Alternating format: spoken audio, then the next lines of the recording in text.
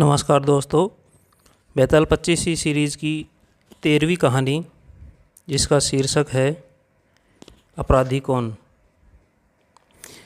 बनारस में देवस्वामी नाम का एक ब्राह्मण रहता था। उसके हरिदास नाम का एक पुत्र था।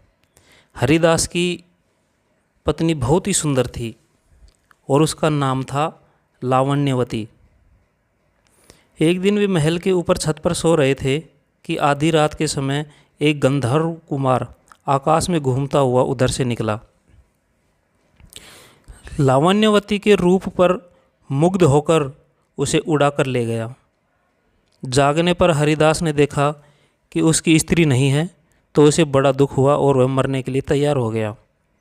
लोगों के समझाने पर वह मान तो गया, लेकिन यह सोचकर कि तीर्थ करने से शायद पाप दूर हो जाए और स्त्री मिल जाए, वह घर से निकल पड़ा।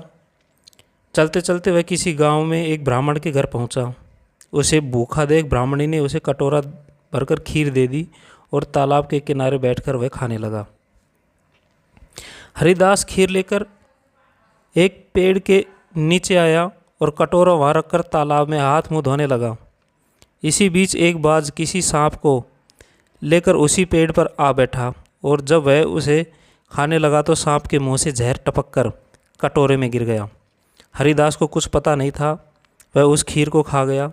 जहर का असर होने पर वह तड़पने लगा और दौड़ा दौड़ा ब्राह्मणी के पास आकर बोला, तूने मुझे जहर दे दिया।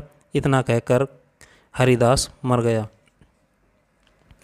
पति ने यह देखा तो ब्राह्मणी की ब्रह्मघातिनी कहकर घर से निकाल दिया।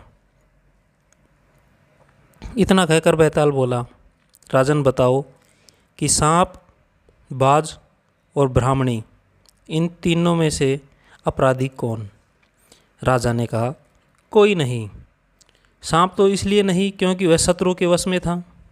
बाज इसलिए नहीं कि वह भूखा था, जो उसे मिल गया उसी को वह खाने लगा।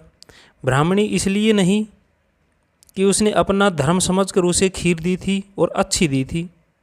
जो इन तीनों में से किसी को दोषी कहेगा वह स्वयं दोषी होगा। इसलिए अपराधी ब्राह्मणी का पति था, जिसने बिना विचारे ब्राह्मणी को घर से बाहर निकाल दिया।